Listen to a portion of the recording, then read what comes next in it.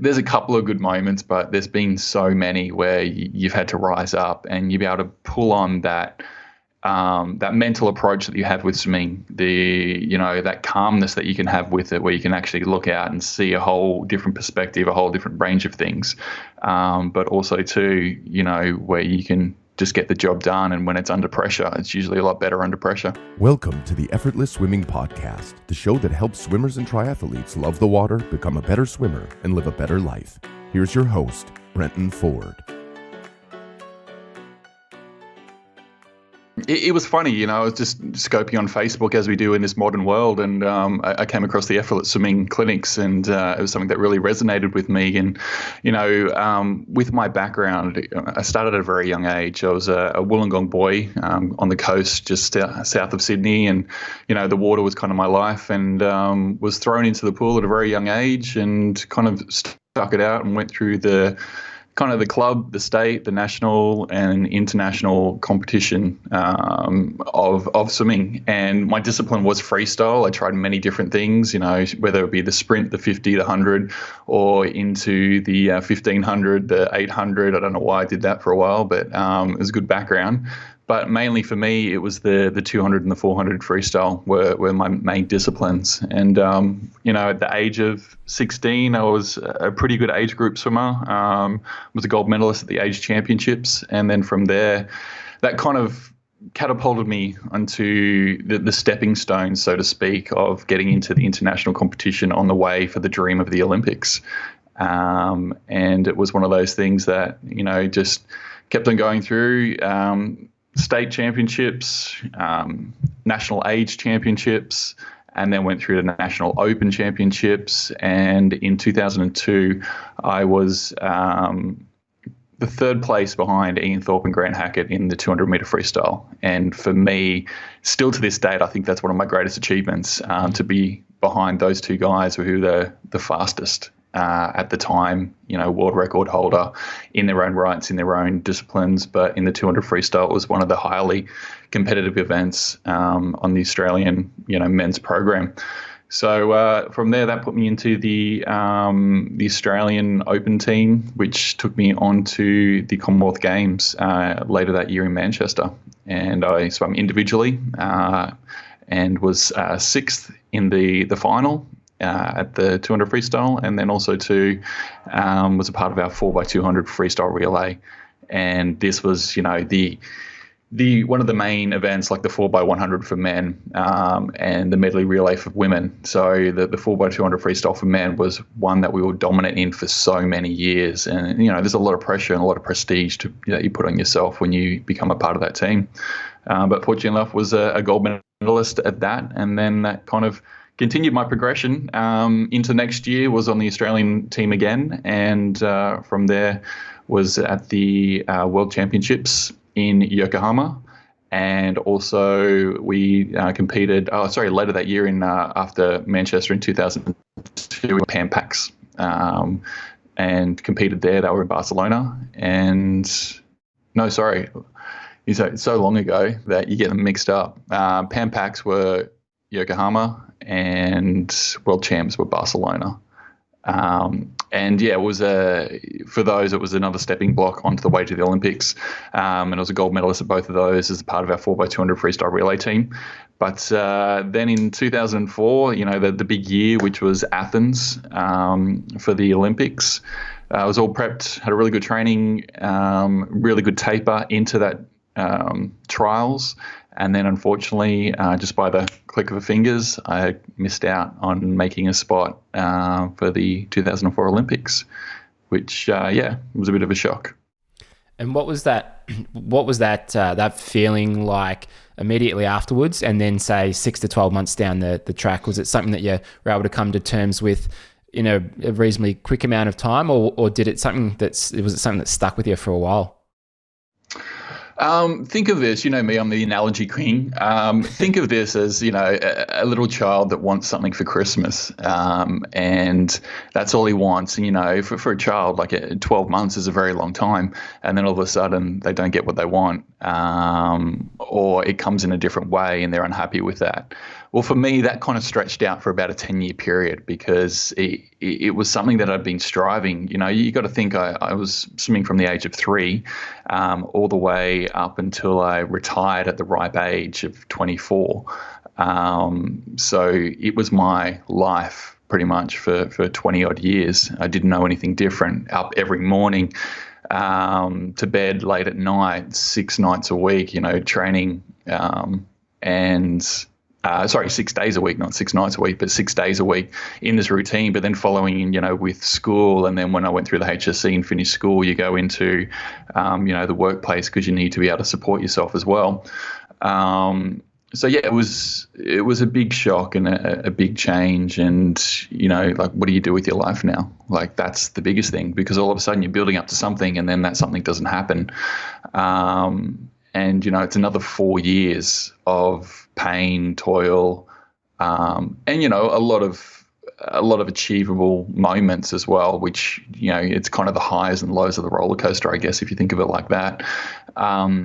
But it was just like, well, what do I do now? I don't really want to hang out for another 4 years. And the guys I was training with at the time, we had a good core group with Tracy Menzies of 6 to 8 athletes. And of those, there was 4 of those athletes that were actually a part of the Olympic team for 2004. So I was still going to training for 6 months after missing out on the team. And, as I started to get later and later going to training, I realized that, it's probably a good idea that I kind of call it. And it was like breaking up with someone, really. It's a whole part of you, a whole part of your life that you've just gone, no, this is not what I want anymore, because it kind of hurts too bad to realize that, this is something that I miss out on. This is something that I really wanted. And, I don't really want to be going to training every day with people that are going to it. And then all of a sudden I'm not a part of it. So it's kind of that feeling of left out. But yeah, to answer the question, it was really about a 10-year journey to kind of be comfortable with who I was, this new version of me versus the version of me, which was Jason the swimmer. And what was it that allowed you to be comfortable with it after 10 years? Was there a moment, or was there something that someone had said, or what helped you kind of get to that place? I think it was a time of sitting back in that 10 years, because after that period, I pretty much went straight into working for an event management company after leaving sport, and I was already doing a bit of part-time stuff with them already. And then when I went straight into the kind of full-time with them, and then just got distracted by the events and using the skills that I'd learned, the challenge, the thinking outside the box, the really kind of pushing yourself to the absolute max to get the job done. It was something that, you kind of took that on board. And then the next job was working on a cruise ship over in the Caribbean, working for Disney Cruise Lines, one of the largest, corporations in the world. And, then seeing a different facet to that, and then learning new skills and applying the skills that you learned from swimming to be able to put into, the workplace and working with people and dealing with people. And then, after that, came back to Australia and then was working with a precision driving team, which was originally the Toyota Hilux Heroes, and then it turned into the D-Max drivers. And, we had an amazing group of drivers that we traveled the countryside with, and I was doing the commentating side of things, and these guys were doing amazing feats behind the wheel, driving at all these different country shows and big royal shows. The Royal Easter Show, there'd be up to 50,000 people that I'd be commentating in front of. So you kind of, it was about at that moment where I started to kind of look back on my life a little bit, and you go, you know what, without swimming, without that kind of background, I wouldn't be able to grow into the person that I am now and continue to challenge myself and to try and push myself that little bit harder. So I guess that was kind of the point where I, was able to then just take control of my life and say, hey, I can do whatever I want to do. And that's kind of what I do right now. I kind of plant a seed, as I call it, and then I water it every now and then. And, eventually it sprouts into something, and then it'll either grow into a massive tree or it'll, go into something that will lead me off into some complete other different tangent.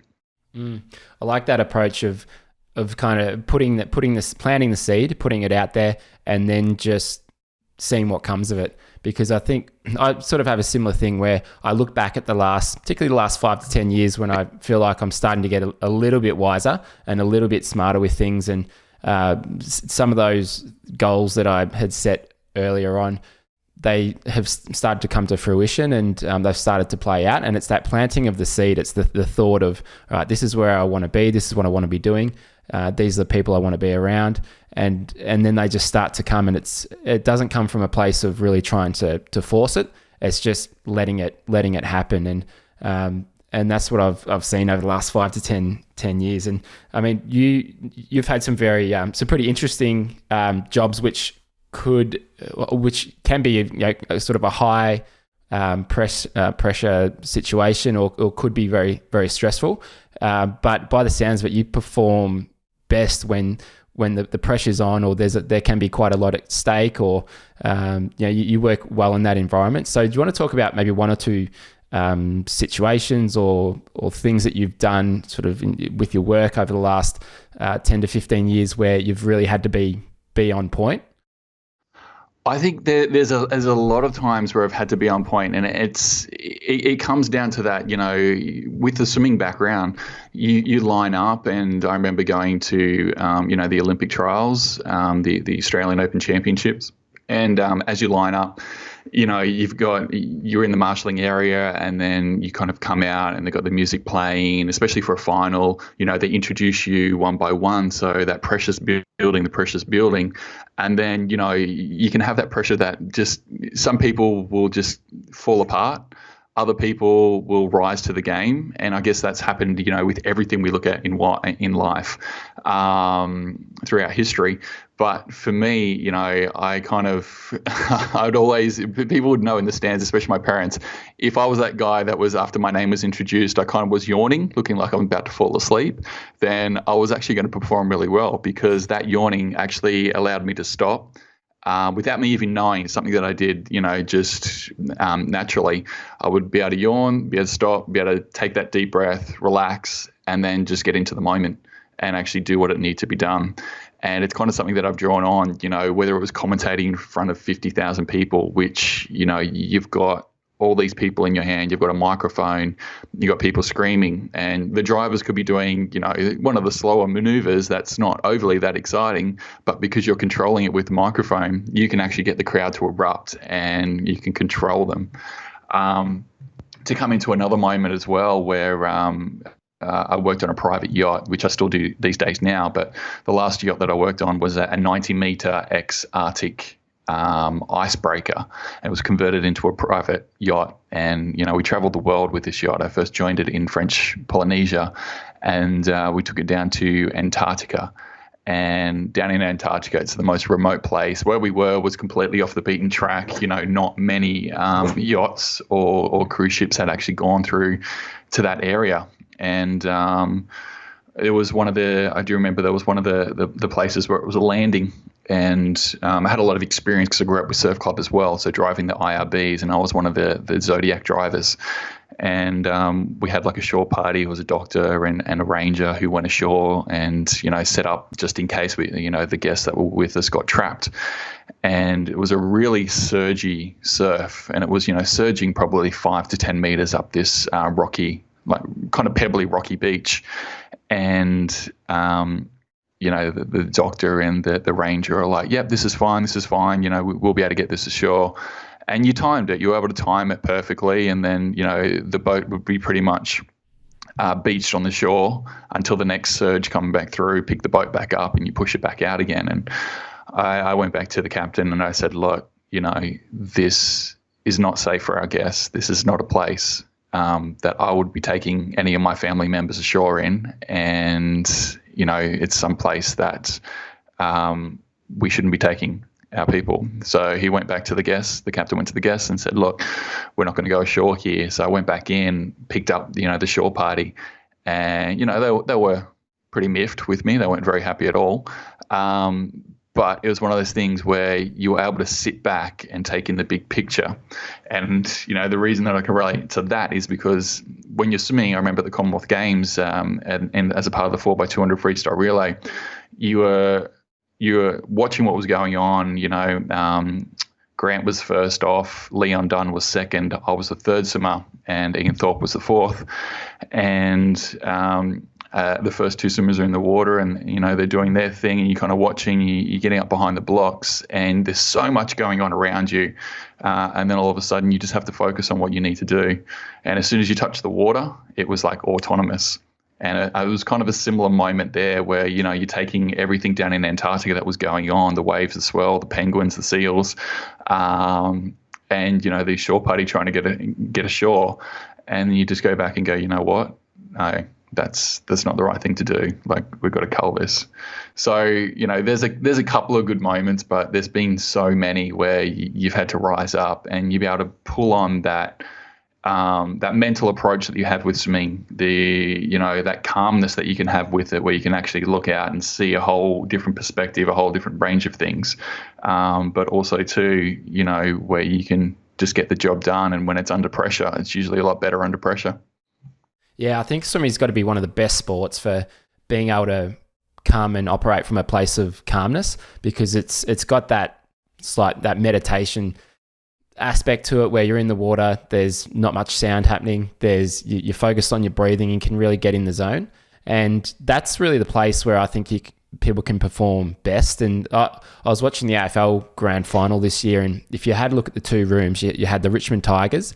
They'd been there before. They were having fun, they were laughing, they were really relaxed, or as relaxed as you could be before a grand final. And then you look at GWS, and they were really amped up, and you could tell that they had a lot of nervous tension. And not to say that you can't win from that place, but you could really see the difference in the two camps. And I know that that Richmond actually worked with two guys. One, a guy called Nam Baldwin, who I've done a surf breathing course, and he's actually been on this podcast. And one of the things that he teaches is how to use your breathing to come from that place of calm. And another guy, I've forgotten his name. It's Ben Crown, I think. I heard a podcast with him, and he teaches a very similar thing, but also teaches about coming from about vulnerability and just getting the players to gel that way, and also to kind of just be open about what they're feeling and the thoughts that they're having. And so those two things I reckon are really, really valuable, especially from a team environment, but also personally, because if you're operating from that sort of position of calmness, of being open with things and truth and honesty, and that's a really good way to then be able to make the right decisions. And with you in Antarctica, like if you're worried about what the guests or the captain or the shore party might think because of you calling it off, then you may not have done it, and something really bad could have gone wrong just because you didn't want to rub people the wrong way. But when you come from that place, I think it really makes a difference. And I think a lot of that comes too with age as well. As I'm getting on, you start to realize that you got to be able to focus on what is important and not necessarily what everybody else is thinking. And back to my time on the team, I was pretty much 5 years on the Australian swim team, and I remember having, with one of your other coaches, Mitch, we're having a chat about it. And when you're on the national team, it was, you were yourself, but you were the best version of yourself in terms of what you thought how you should be, how you should act as an Australian, world-class swimmer. And it wasn't necessarily who you wanted to be. It was kind of like a bit of an act at the same time. And then as I'm getting older in my life, I'm actually becoming a little bit more of myself, which can be really amped up, but can be really quiet, analytical at the same time. So, it's an interesting thing that you get as you get older, where you just learn to focus on what's sort of important. But just to bring up what you said about, with the nervous energy, it's good to have the nervous energy, because then you're able to actually feel it and know that this is something that's really important to you. And, then you're able to this is where you're able to switch it off and actually can focus on what you need to do. I got an example of that where I went for a meeting with one of the seeds that I've planted, and I planted this many years ago when I was swimming, and I've always wanted to work in television. And I had a meeting with a television producer, and I was the nervous I've ever been. Even probably more nervous than what I was at Commonwealth Games, because that was a bit of a blur. And it was because of, I said to him, it was mainly because the nerves are mainly because this is something that I really want to do. But the reality is I have no control over whether it's something I'm going to do or not. It's just something that I really want to do. So I'm just trying to put my best face forward, and this is who I am. This is how I am. And, they'll either like it or they won't like it. Because there's a lot of things that we don't have control over, but the only thing that we have control over really is us and how we react to a situation. Yeah, and that's that's something that I can relate with, even with coaching over the last, I started 11 years ago, I think it was, coaching. Yeah. And when even the first 5 or 6 years, I was really serious about things. Like I was rare to sort of have a laugh, and you want to make training enjoyable, but I was always coming at it from a very sort of serious perspective. And then especially the last couple of years, it's like I've been able to, you have the serious, it's serious enough where you're getting people results, and you're giving them the right sessions and, of course, and all of that. Yeah. But people really, they want to have fun. They want to enjoy it. They want to have a laugh, and that's how they learn a lot better as well. And in terms of like training in a squad, if your coach is going to be breathing down your neck every single session, you're not going to enjoy it. You're probably not going to stick around. So if you can still do the work, and you can have a laugh while you're doing it and enjoy that, well, that's a lot more fun for the coach and the swimmers. So I've tried to really take that into the clinics, but also really the camps that we run, like at Hell Week this year. It was so much fun. Like we had a couple of coaches over there who I've gotten to know really well now. A lot of the swimmers are people who have been 2, 3, or 4 times to previous camps, and it's kind of like hanging out with friends. And yeah, we still gave people what they needed and what they wanted, but we had a lot of fun with it, and that's so much more enjoyable for everyone. And I think if I was to coach a squad again, that's the kind of approach I'd like to make. And I look at, I think it's Dean Boxall, Swimming Australia put out a video that they'd mic'd up Dean Boxall and recorded a swimming session. I don't know if you saw that. Actually, I watched that not long ago. So funny. Like he's just cracking jokes left, right, and center, kind of giving his swimmers a little bit of crap along the way, using some good analogies to get them to be able to race well. Like he was talking to one of the swimmers, is like, when you've got your swimsuit on, you're Batwoman, I think it is. He keeps drilling that into it. And I'm like, that would be a really fun squad to training if he's like that every session. So I really like that approach. And you know what? It's that fine balance between the both, especially from a coaching squad. And it doesn't have to be, for the young guys. It can be for the adults as well. It has to be that fine balance between giving the athlete what they want, but also to making it personable as well. Because you can always be so technical all the times, but you've got to be able to have a laugh and have a joke, because in the end, you know what? It doesn't matter who you are in the world. And over my time, I've met some of the most famous people in this world. I don't like to name drop, but it's, you name the celebrity, you name the politician, I probably met them in some way, shape or form, or had an interaction with them. And you know what? They're just people. They're all the same. And if you can have a chat with them and, realize that they are just people, it just makes it so much easier. You can still get what you want out of them, or they can still get what they want from you. But, we still need that personable approach. And I think sometimes we lose that a little bit, especially in sports where everything's so data orientated these days. I know that was something that we talked about earlier that we wanted to touch on, and, like things that have changed over the years. And, when I help you guys out with Effortless Swimming, I love doing it because the data's right there, right in front of you. Most humans are visual people. They need to be able to see it. And when you see yourself on the video, straight away, people are like, oh, wow, is that what I look like? And I always put the analogy of, there's like you, when you go out, if you spent a couple of hours getting ready, before you go out, you look at yourself in the mirror, yeah, that's great. And then the next day you look at the photos online, or you look at the photos a couple of days later and you go, wow, is that what I look like? It's completely different because we have a different perceived idea of what we actually look like.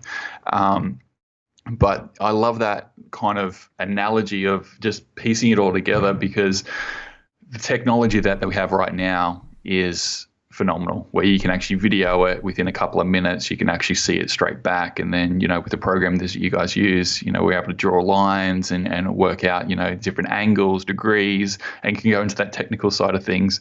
But then at the same time, you can kind of, make it a little bit personable too, because most people are shocked to see what they look like, especially for the first time.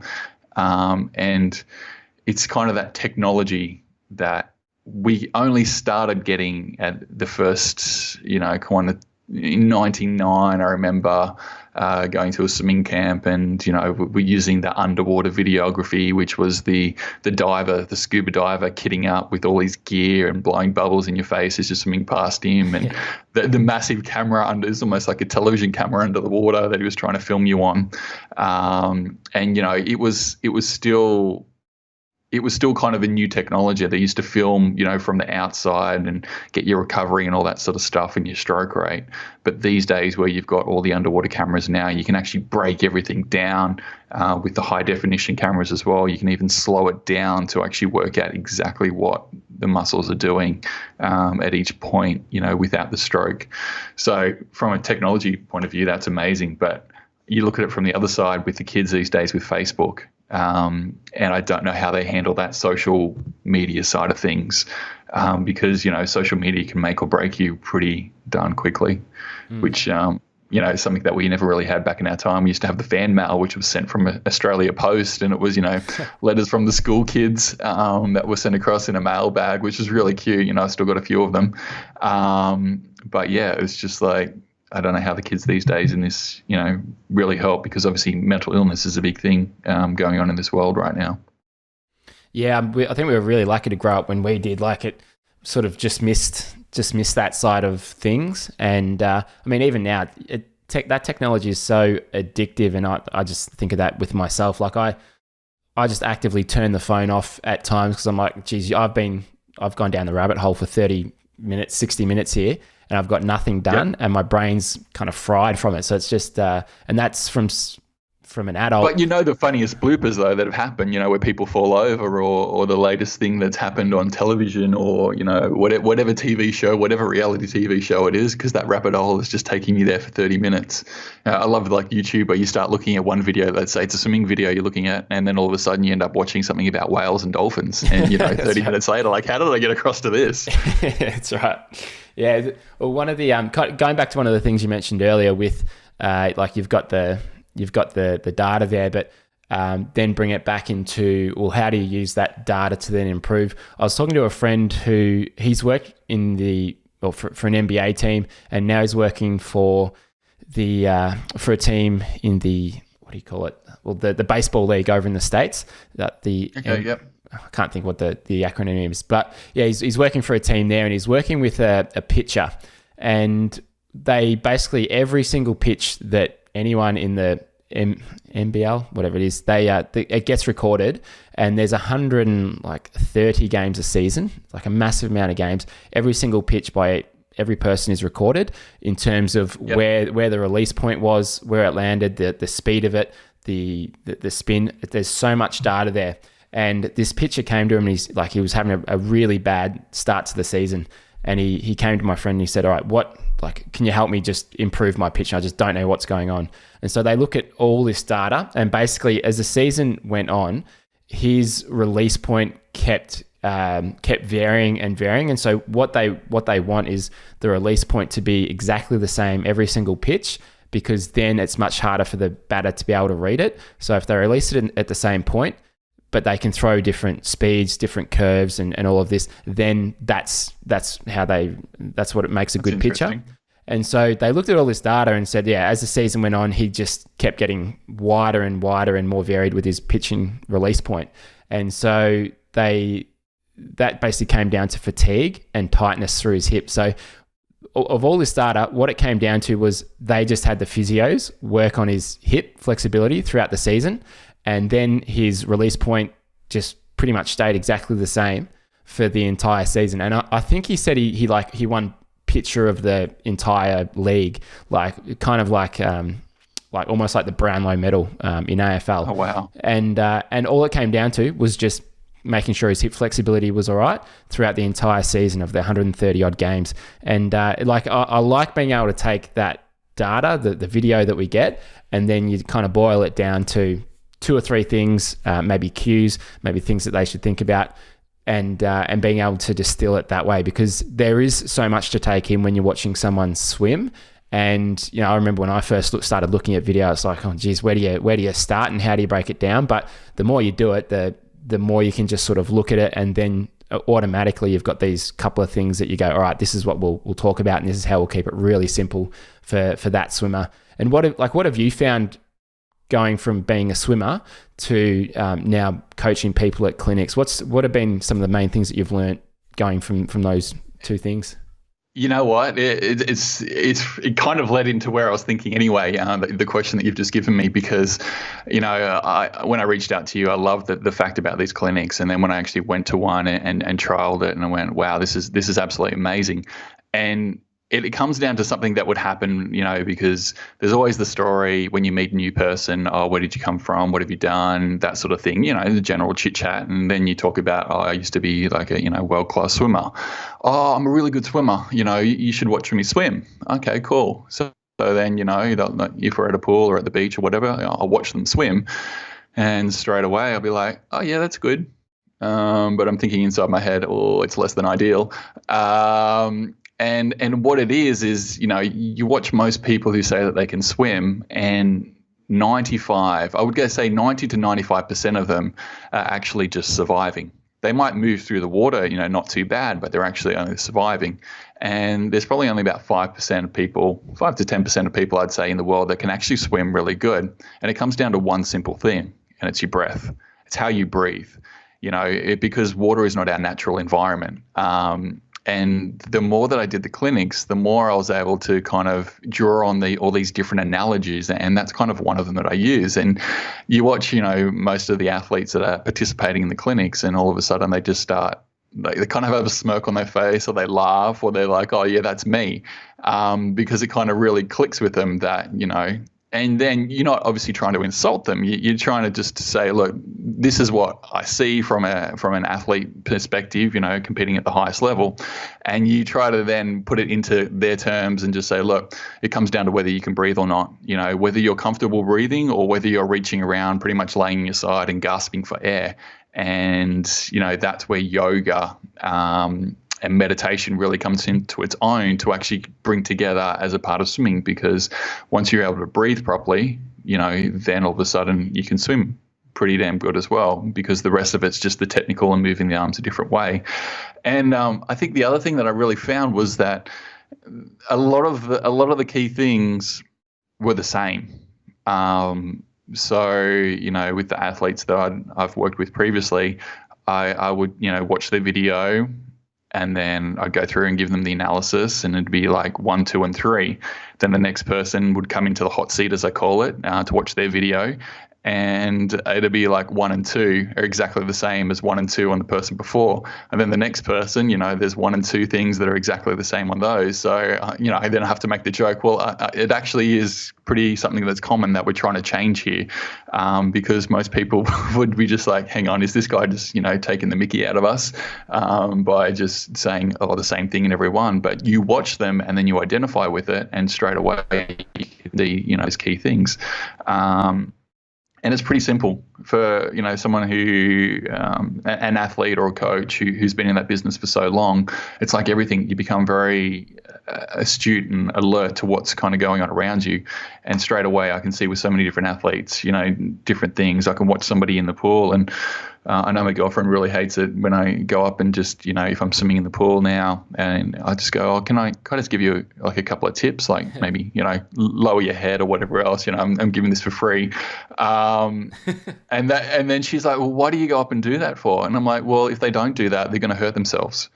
And that's the thing, sometimes you can actually go to someone straight away and go, do you have a lower back problem? And they're like, yeah, I do. And I'm like, well, if you just change this in your stroke, that might help it a little bit. And then they try it, and, a couple of hundred later, they'll be like, oh, wow, that makes a big difference. There's not that much pressure on my lower back. So I'm like, oh, okay, cool. But then my girlfriend's like, why do you keep on doing that? And I'm like, well, I don't know. I just like to give. And I think that's the thing about it is that, you've got 20 years of experience in something at the highest level to the highest degree.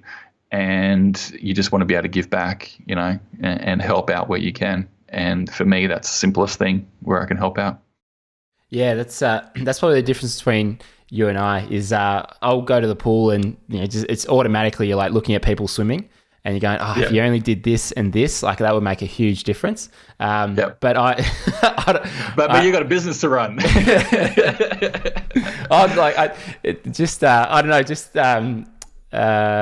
like I've said it like a couple times, like I've told people like, if you just did this and this, but I think, I don't know, maybe not necessarily like a confidence thing, or it's just like different personalities. I think I think you're much more outgoing, whereas I'm a little bit less so. So I'm less inclined to just go up and speak to a stranger and tell them something. But no, it can make a big difference. And as long as they're open, like if they're receptive to it, then it can make a massive difference to them. The big thing, I remember working with, I wasn't even working. I was just at the pool, an outdoor pool just here in Sydney, and just doing some laps. And there was a young kid, and it was a Sunday morning, and there was a young kid working with a coach, and the mum was there. And I just went up to them at the end of the session. I sat and watched him for quite a bit, and meant that I wasn't swimming much, but that's all right. I've got plenty of years of kilometers under my belt. So, but at the end of my little swim, when I was about to get out, I just went over and introduced myself, and I said, is it all right if I just give a couple of pointers? And I spent about 15, 20 minutes with the young boy, helping him by actually doing the turns. That's what he was trying to practice, doing his turns, and, showed him a few little tricks and like elite tricks that we did, just to get the most out of your streamline coming off the wall, head position, that sort of thing, and, how we actually use the momentum to get into the turn as well. And, that cost me nothing, but that little boy had a beaming smile on his face. And look, it does help, when you follow it up with, I'm Jason Cram, I was a world-class swimmer. I trained with Ian Thorpe for, 5 years. People sit and take notice straight away, and you're like, okay, well, maybe this guy knows what he's on about. And then you can actually show them what they were doing and show them why you think the improvements are actually better for you, and you can see the difference. And it mightn't be, necessarily a speed thing. It mightn't make them go any faster, but it might make them a little less fatigued, which is going to, in the long term, actually make them go faster. So, it's not always straight away going to be 100% a change. It sometimes takes time, like everything in life. But if you can start with the processes and, change it piece by piece, then all of a sudden, it'll all come together eventually. And that, using my analogy, you plant the seed, and it doesn't matter how many seeds you plant, but, you keep watering them, and eventually it's going to grow into whatever it is. And whether that's, your stroke catch, whether that's your kick, whether that's your head position, body position, whatever it is, you keep doing it, maybe once or twice a session, or 3 or 4 times, a session, build it up. And then all of a sudden, it'll click. And for that little boy, you can see he had a beaming look on his face. And look, I'm not walking around with the medals around my neck and that sort of thing, but the good old day of Google, look, if you don't believe me, you can Google, this is who I am, this is my face, this is what I look like. And for me, I just love doing that because, it's a part of who I am. It was a big part of who I am. And I love to be able to share, the knowledge that I have with other people, if that might benefit them. Letting people know that that's your background. It gives you the credibility for them to then be open to making those changes. So it's not like you're going around and, talking about how great you are. That is what makes them open. But you also have that much experience in the sport, and you've figured out so much stuff as you've gone through it that it's, it's a disservice to not share that stuff, especially with those young swimmers who may never have come across that sort of experience and knowledge before. And I find with kids, especially like those ones that really want to learn, and when you can actually help them, they really feel like, oh, this is like, maybe I can really go somewhere, maybe I can really do something. And it doesn't matter whether they go on to make an Australian team or anything, but for that kid, maybe making a state time or a national time is a huge deal for them. And I mean, I think back to my swimming, like my best was I think it was 5th in the 400 IM at age nationals. And like for me, that was a massive deal and a massive thing. And I look back at that and go, geez, that took a lot of hard work to get there. But Absolutely. And so I look at someone who makes Australian team, whatever. It's probably you kind of, it's all relative to the people you compare yourself to and what you feel is a good achievement. So it doesn't really matter where people are at. Everyone's kind of on their own journey with it. And you know what? You actually nailed it on the head, because it doesn't matter what the goal is. It doesn't matter what your seed is. It doesn't matter what your plan is. As long as you've got something and then you're working towards it and then you achieve it, it's that sense of achievement that gives us the motivation to continue on and doing the next level. And, like I go through every day because, I've come from such a background in sport that to get motivated to get out there and do stuff, you've got to do it, otherwise your body's going to fall apart. It's the only thing that we kind of have to keep us going between that and diet, like exercise and diet. But just to get the motivation some mornings to actually either jump in the pool or jump on the bike or go for a walk, can be so overpowering to say, no, I don't need to do that. No, I don't want to do that. But just to get yourself out and actually do it is, something that you've put yourself to, you've done it, and then you've achieved it. And I go through that and a daily struggle. My life is my work that I do now, working on a private yacht, working for a wealthy family in Sydney. It's very active, but you still need to do something on top of that as well. And it's mainly to kind of clear your headspace, to try and settle yourself back in. So, it doesn't matter what kind of background you've got, you still got little goals that you need to be able to achieve. And it can be simple as, making the bed in the morning, just trying to do that, every single day of the week. Or it might be trying to get up at 6 o'clock in the morning, just trying to set little goals to trying to achieve them. And that's what the human spirit is about, like setting little things and trying to achieve them, having the obstacles to overcome, the adversity to overcome, and to keep pushing forward. And I think I'm happiest. Well, I know I'm happiest when I've got those targets set, or I've got like the routine that I want to be in, and I'm doing that every day. And when we're in Thailand for our Hell Week camps, every morning, Mitch Kibbe, who's not Mitch Patterson, but another Mitch, we'd get up every morning at 4:45 and we'd run. And we did that for the 2.5 weeks that we were over in Thailand for, except for one day where we had a day off. But we did that every single morning, and regardless of how we felt, what time we went to bed, we just get up and do it. And I've managed to be able to do that nearly every day since I've been home. And when I do it, when I get out the door at 5 o'clock, run for at least half an hour, that's a really good start to the day. And I think from having that background of swimming and early mornings and early starts, it's that if I'm not in an early morning routine of waking up early and doing some sort of exercise, I feel like I've lost the day.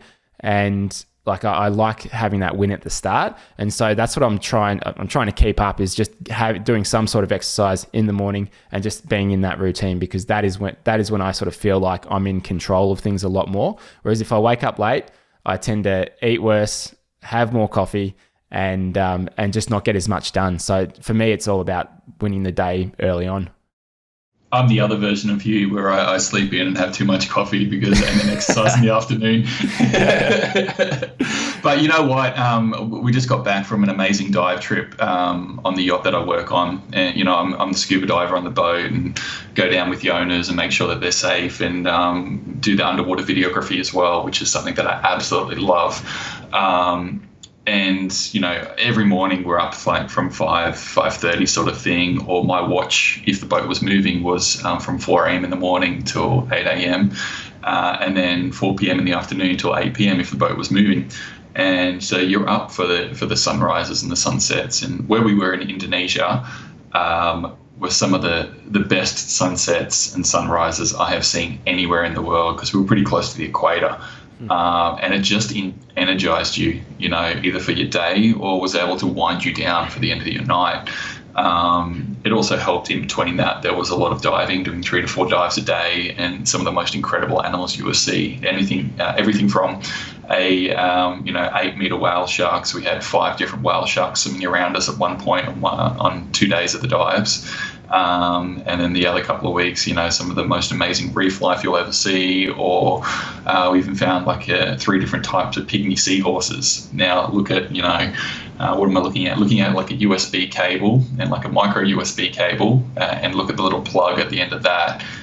If you've got a Samsung phone or one of those, Android phones or headphones, look at that little plug, and that's the size of the creature that we're looking at, and that's a seahorse. And we found those in the middle of the ocean with the help of our dive guide. And for me, being up in that morning, being in that routine is something that I do miss. What you have to do, when you have to do it, at what time you have to do. And of course, there's always things that are thrown in different tangents. Scuba equipment starts to fail, cameras are tripping out or something else. So you're always fixing something, but just to be in that routine is something that, it does speak volumes. And coming from 20 years of that routine, especially when I was into my early teenage years all the way through to my, early 20s, up from 4 o'clock in the morning, go training 2.5 hours in the pool, 2.5 hours at night time in the pool, and then you got your gym that you put in there, half an hour in the morning before the pool, hour after you've done the morning session, and then an hour and a half after the session in the afternoon, and you're doing that 6 days a week. That's the routine. That's what my body knows. So I guess I can have a few mornings off sleeping in, but it's good to know that putting yourself back into that routine just makes everything so much simpler. And you look at kids as well. I know you've got a couple of kids, and so the moment that you put them out of their routine, everything just goes completely anarchy. It's to quote the Joker from Batman. And it's one of those things, we just have to have everything in place and just be consistent. And sometimes that's the hardest thing, is being consistent, because there's so many different options out there these days. Yeah, I can completely agree. And I mean, it's all about what suits you best as well. If it sounds like you're more of a night owl than an early morning person. I think I've just done too many damn early mornings that I don't want to. But the funny thing is, if I'm put into a routine when it's early morning, I'm fine. I'm happy with that. But if I don't have to be up, I won't get up.